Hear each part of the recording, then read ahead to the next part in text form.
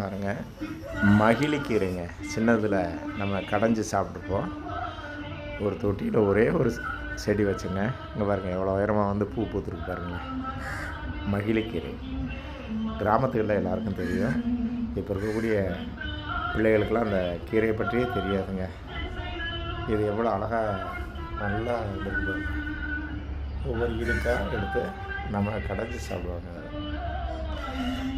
பாசிப்பருப்பு போட்டு லேசாக புளி வச்சு இதை வந்து கடைவாங்க. அப்போல்லாம் இது ஒரு தேவாமிர்தமான ஒரு கீரை கடைசலுங்க.